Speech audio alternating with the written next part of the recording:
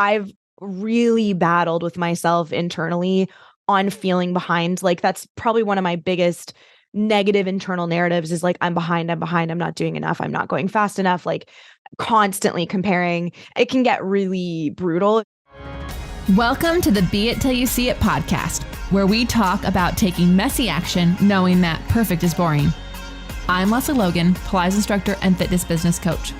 I've trained thousands of people around the world, and the number one thing I see stopping people from achieving anything is self-doubt. My friends, action brings clarity, and it's the antidote to fear. Each week, my guests will bring bold, executable, intrinsic, and targeted steps that you can use to put yourself first and be it till you see it. It's a practice, not a perfect. Let's get started. All right, loves. I got someone cool for you today. So first of all, thank you for being here. Thank you for being a listener of the show. Thank you for hitting subscribe and letting this download into your wherever you listen to podcasts. It means the world. You have no idea. Like you actually have no idea that when you listen to the end, that matters. That when you download the podcast, it matters. That like when you share it with just one friend, like it matters. And podcast, any podcast that you love, that is how they grow. It is definitely a community effort. And so I just want to say thank you for being here and helping me make this dream come true. We have such incredible guests coming out with next that I am just, it's so hard for me as someone who I love instant gratification, and I also can't keep a secret. I mean, I can keep secrets, but like when it's like not going to hurt anyone and it's my own secret to tell, like I can't keep it. And so sometimes it's so hard for me to not like share with you guys, like all the amazing things that are coming out, but I can't wait for you to experience them and have their words in your ears. And today is one of those guests. When I came across Janey Brown, I really enjoyed how she talked about her journey, mental health, and like, she's so honest and authentic around the journey that it takes to go back to school and to put yourself in a space that's uncomfortable. And so we had a lovely conversation about what it was like to go on this journey to start something new. And also like get really clear on like, what is grounding? Like how fast should we be going? Like, what is the pace? How do you get it all done?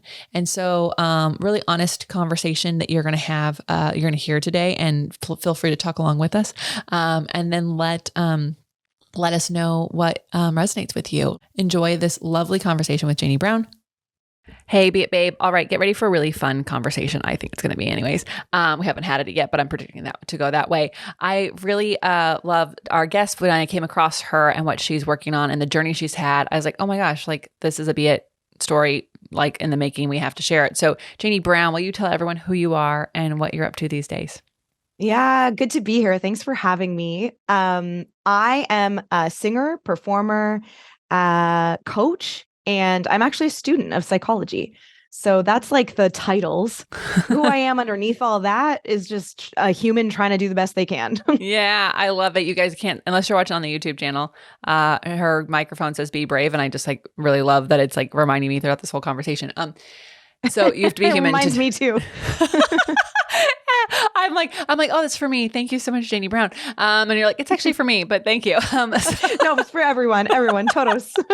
So Janey, singer, like that's, being a performer, my husband is a musician, and like, that's a whole journey and being it till you see it. And then for you to then become a student of psychology, I would just want to know like what took you from one route to the next? Like, how did that kind of come to be? Yeah, it was a wild ride. Definitely, you're right about that in terms of the musician path. So, I mean, very, very sort of concisely, I've been a performer all my life, and that was sort of first and foremost my direction and path and passion. And then, sort of in the, halfway through my performance career, let's say, I got into wellness, and that's been a whole other completely parallel career to my performance career.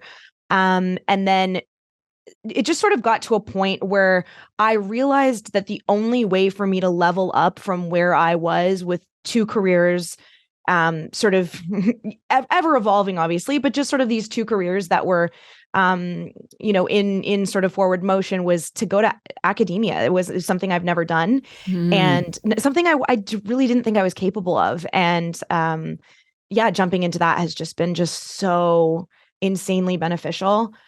So yeah, that's kind of I think it's I think it's interesting. Like, I feel like anyone listening would be like, oh my God, I'd love to be back in school any day of the week. And I would think it'd be like so much harder to be like, I'm going to go sing and perform and I'm going to be in the wellness industry. Like those are like the things that scare them the most. And that's really a funny way to look at it. I've never thought about it like that. But yeah, I mean, for sure, like academia was so not my comfort zone. It was terrifying to approach that again and like get back into it. It was, so yeah, it definitely is reversed. If people are afraid to get on stage, like academia was my like stage fright or whatever. Yeah. So what did you do to like kind of get comfortable, or are you still in that process?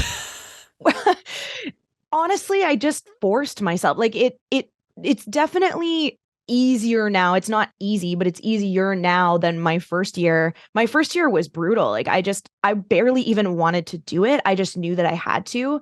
And now like I know the ropes and I'm sort of thinking like, okay, this has been fun. I wonder what a master's is like, because I know that will be even more, challenging and next level than sort of, the regular sort of degree or whatever. But it really has just been a matter of force yourself. I believe in tender love and self-compassion, but there is circumstances where tough love is needed and you do actually just have to force yourself through the fear. Yeah. Yeah. I agree. I mean, like, I think also like the things that we're drawn to do them because there's something challenging about them. There is a little bit of uncertainty, like, oh, what is this going to be? And also like, otherwise we'd be bored, it just gets so boring. Yeah. So, when you like, so obviously there's the forcing yourself to just get comfortable with it, but like, I actually wonder, when you just mentioned like that tender love, like that care, like that self-care, what does that practice look like for you? Because I do think that that's actually, if that comes easier for you than like the tough love of going to academia, I feel like some people can learn a lot about how you do that, how you have that practice in your life. That's such a great question. I would actually argue that tough love is way more natural for me than tender love.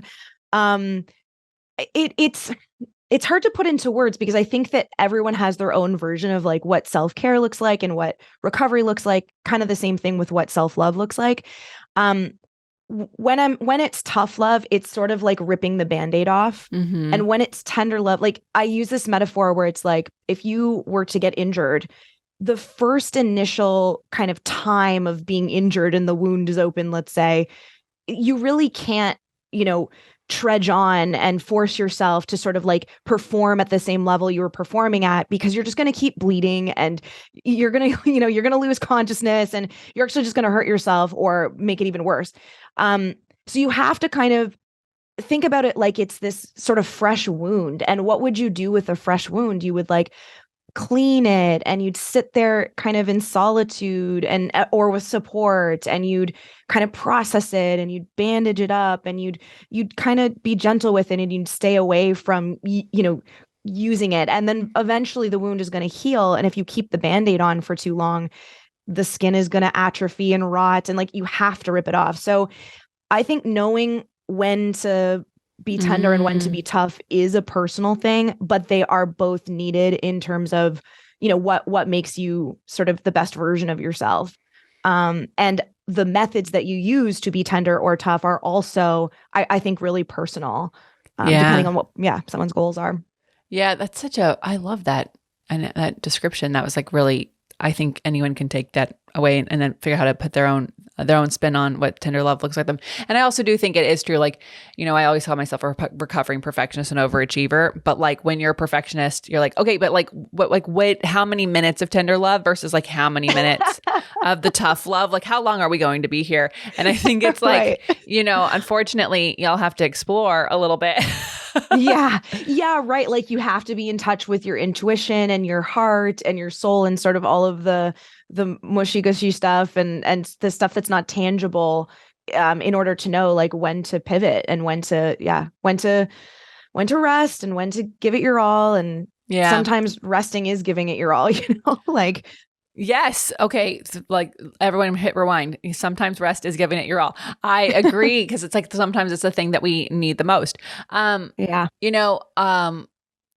find that, a lot of people have a hard time going with their gut, with their intuition. Cause there's like, it's hard to understand. Like there's the voice that's like imposter syndrome, fear, like like trying to keep you safe. And then there's that gut voice that's like, no, you should actually go that way. That actually is a good idea.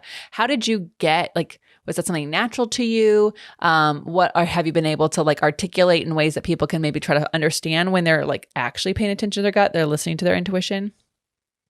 Such a great question. I think the instinct that, I mean, yes, it was natural for sure for me. Walking the path of an artist and an entrepreneur, which I've done, all my life, has always been super reliant on like, what does it feel like though? And I think a good place that people can start if they're looking to get more in touch with that, like we say things like our gut and we say things like our heart. But what I really actually think specifically it is our nervous system. Like, what does our nervous system make our body feel like? And that's a practice to get in touch with your body, to be grounded in your body, and to know kind of what the difference is between, let's say, fear that's merited because you are sensing danger and just fear of something that could happen and it's actually not imminent and it really is this thing that you need to take a risk on. There is a line there and it takes practice to get to know that. And in our society, we really value like intellectualizing things and, sort of overriding ourselves. And that can kind of take us further away from that quote unquote gut instinct or following your heart. But I think a good place to start is like, how can I personally get in touch with my body so that I can understand like neurologically, what my body is telling me and the wisdom of that. And that could be as simple as like starting to go to yoga and doing a practice that's more introspective rather than like power yoga where you're just kind of like kicking your own ass or whatever. Right. And it's back to the old routine, Right. I love that you brought up yoga as a great grounding practice. Like what are some other grounding practices that you have found? I mean, right now in general, there's sort of this wave and movement of somatic based practices like somatic coaches and therapists and things like that I would definitely recommend people kind of looking into.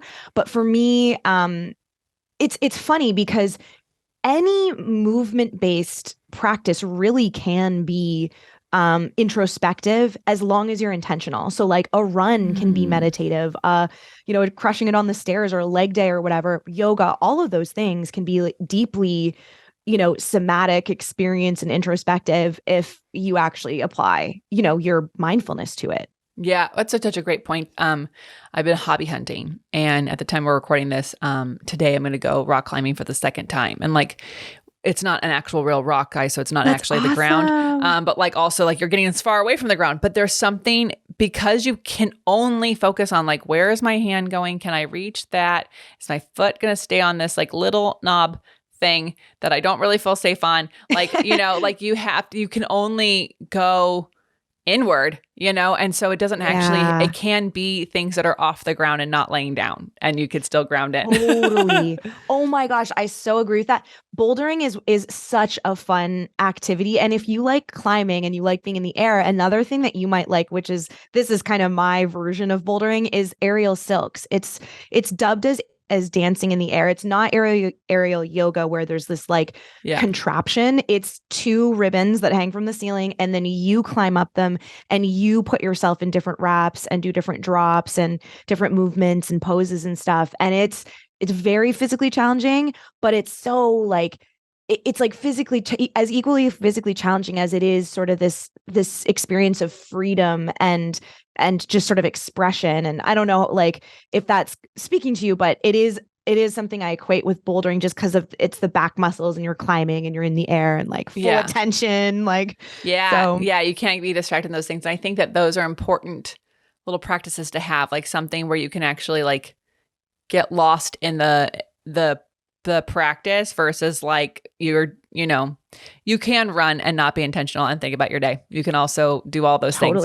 Some of these things you'll actually hurt yourself if you are Absolutely. not. But like, but I think I think too often people are like, oh, I have to have like this yoga practice and they don't like yoga or they don't have access to yoga or just doesn't like light their fire. It's like, actually it can be anything. And you brought it intent is like the key there. Yeah. So, okay. like academia drew you in. Why psychology? What was like the thing that was like, I'm going to go towards this as I could barely pick a major. So I'm just like always intrigued when someone can actually make a decision. Well, I mean, I'm assuming that you did yours much younger. And if that's the case, no wonder you couldn't pick a major. Like we're all just trying to figure it. I mean, we're trying to figure it out forever, but it's, you might have a bit more clarity when you are an adult. So I definitely have compassion for that. For me, psych just seemed like the natural thing because I was already as an extracurricular sort of pull. I was already studying things like trauma, like doing trauma certifications.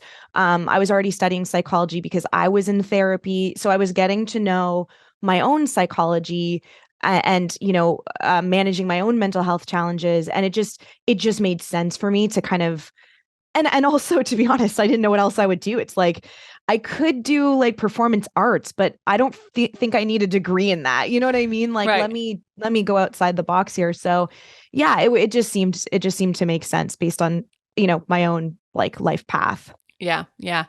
We had a guest on here recently. She's actually an astrologer and a feng shui person, but she has a degree in psychology. So when That's you cool. work with her, shout out to Kate Wind, when you work with her and she's like reading your chart or reading the cards, like it's actually with a degree of psychology behind it. So it's like, it's almost like going to therapy. It's like going to therapy, but with like some sort of like here's why the stars are like this and this is why you feel it.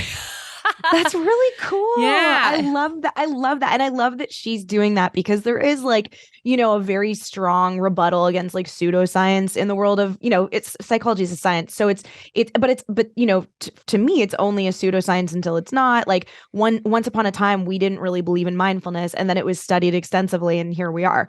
It's completely scientifically You can get a degree in it now. at UCLA. Like, right. Yeah. Exactly. So I love that, she has this scientific grounding and merit, but she's also like, yeah, but I'm going to explore this other thing that also seems to be, intriguing and there's something there because we all keep returning to it. So, yeah. So, okay. When people hear stories like yours, one of the things they probably always come back to is like, okay, I'm inspired, but like the time, like this is a whole shift in persona. It's a shift in your schedule. What was that like to go from like, wellness and music to like adding in like an actual degree? Like that's not, that for students, that's a full-time job. So like, right. how did you create space in your life to do that? I mean, definitely I had to put a few things on, I don't want to say the back burner, but just like a little bit more in the background. Like, I'm still performing. I've performed every single year of my life for 26 years and that I don't intend to stop.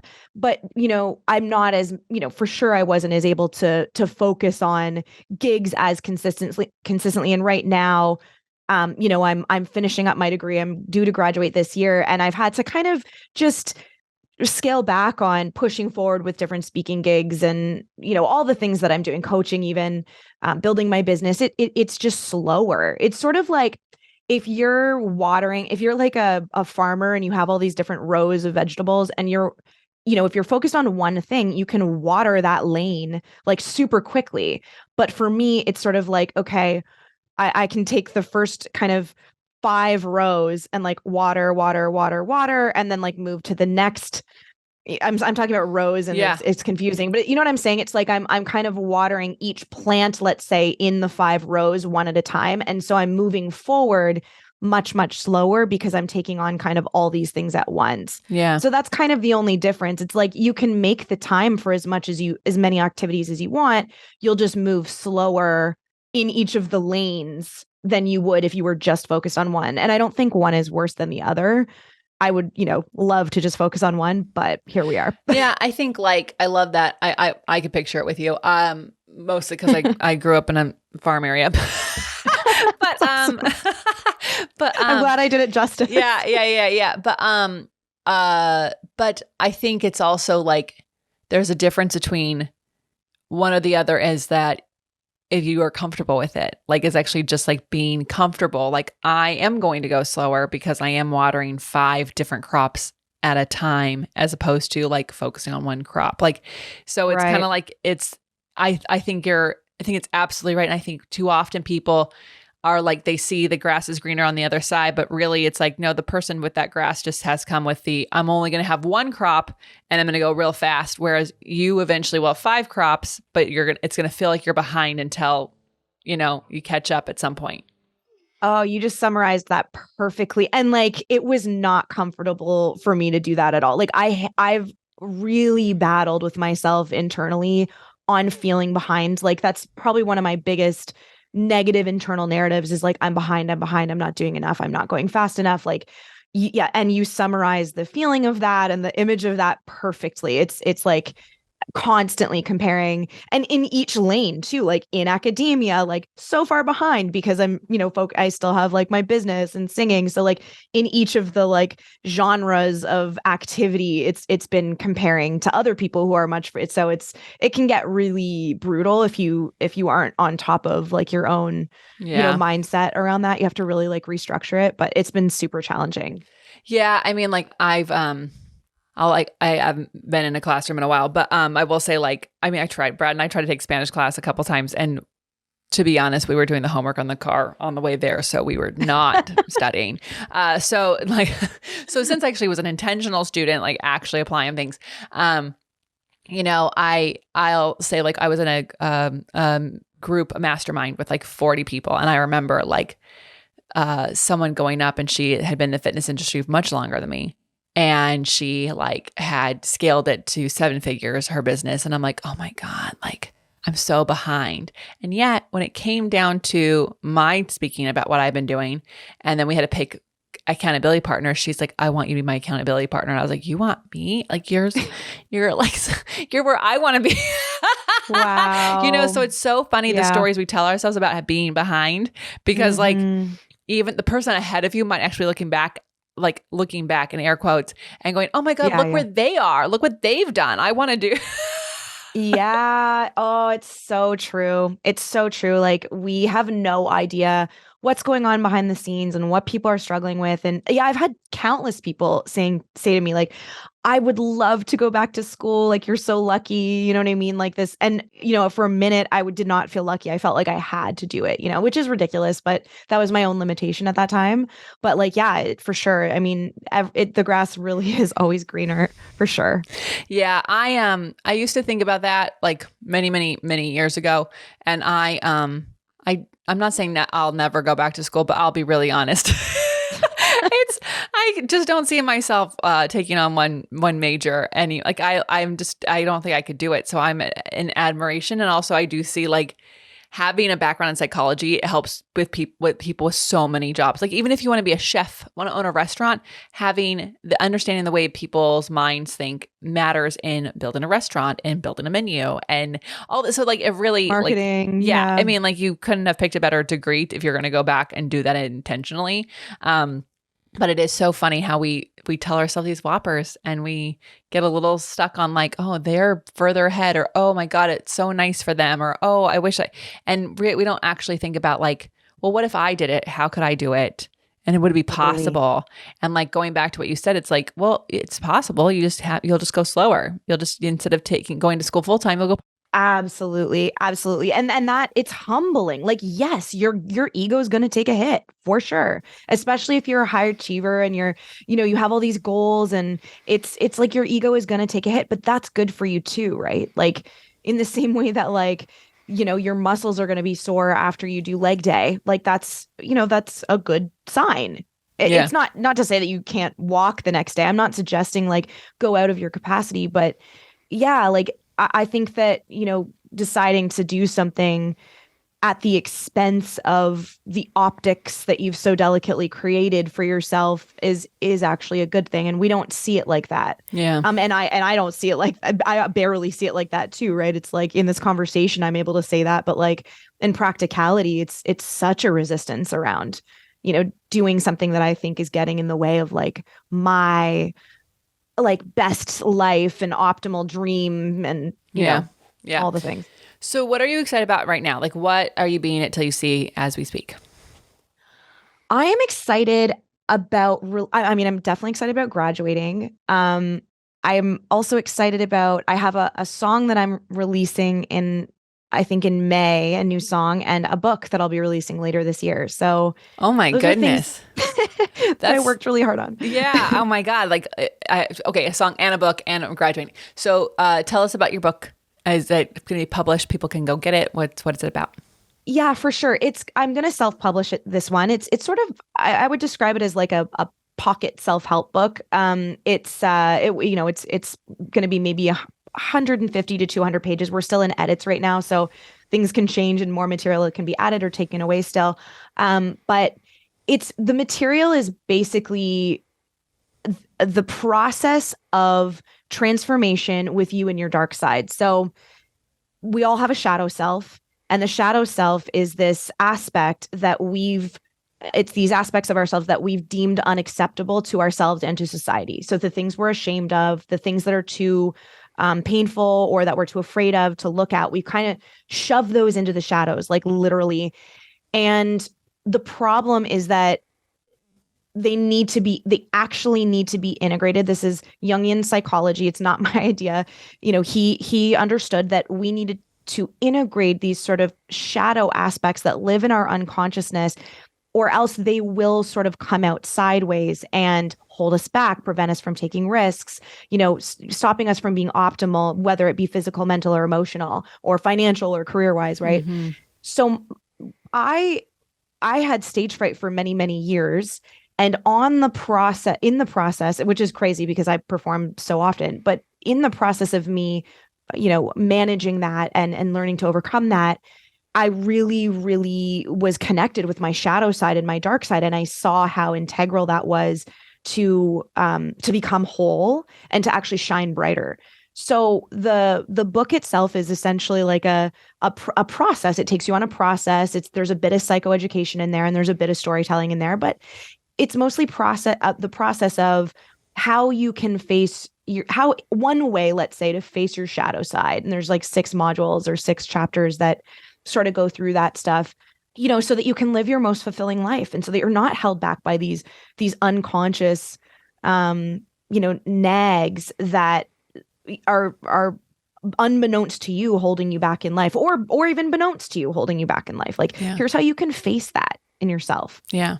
So that's kind of the gist of it. It's called Fear to Fierce. And the tagline is essentially, embracing your dark side so that you can unlock your mental warrior. That's so cool. That's so cool. Oh my gosh. I'm so excited for your book to come out. We'll make sure that we put it in the show notes, the links to it and everything when this comes out. Okay. Awesome. Wow. You're just taking on the world and I love it. You're doing your best. Just like you. True. That's amazing. Okay. You guys want to take a brief break and then we're going to find out your beit action items and where people can find you, follow you, get your book when it's ready. Yay. All right, Janey. So where do you like to hang out if you have the time to be on social? Where is that? And where can people get your book when it's ready? Yeah. So janeybrown.com is my website, Janey, brown like the color. And all my social accounts are, at the bottom, whatever at the bottom. And you can kind of branch out from there, YouTube channel. Most of my social channels are just Janey B World. And I think YouTube is Janey Brown. So pretty easy to remember.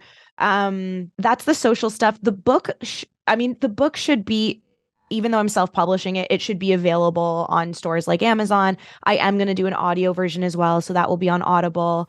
But yeah, the publishing company or the self-publishing company, I haven't decided yet, but it will disseminate the material across all online stores that you can then purchase the physical copy. Mm-hmm. Yeah, so that's we're looking at kind of early fall, but perfect. It could change. But yeah, that will be what happened. Congratulations, we've self-published as well, and that's awesome. In the book world now, it's like you can go either way depending on like what you want to do and like what it's for and like how fast you want to get out there. And like oftentimes like having a publisher, it's like having an investor in your business. They're going to tell you what they want to see in that book. Yeah, absolutely. Absolutely. I've heard that as well. And I'm not opposed to future, but this just didn't make sense to do it like that for this. It's just a little treat that I'm offering. I love it. Okay. Before I let you go, bold, executable, intrinsic target steps people can take to beat till they see it. What do you have for us? Okay. So this is, on the concept of building habits, right? I'm such a strong believer in healthy habits. Your habits make up your life in the same way that your cells make up your body. a catchphrase, or let's say like a quote that I always say to myself and my clients is where motivation lacks, discipline must live. We're not always going to be intrinsically motivated and magically inspired to do the things we have to do. And when that's not there, which it often isn't, we just have to sort of push through the muck. And that's where discipline comes in. It's the discipline aspect of these healthy habits is this decision to like go when you don't feel like it, and obviously use discernment. Like if you're injured, don't push through that. Like that's where we get back to the tender love stuff. But, there's a lot to be said about, the tough love aspect and having to sort of force yourself through the discomfort, not out of your capacity so that you're traumatizing yourself, but force yourself through the discomfort in order to create this discipline so that eventually it just kind of becomes innate. It's this thing you don't even think about. It's like, yeah, of course I'm going to the gym, even though it's pouring rain and a blizzard and horizontal ice shards in Canada or whatever.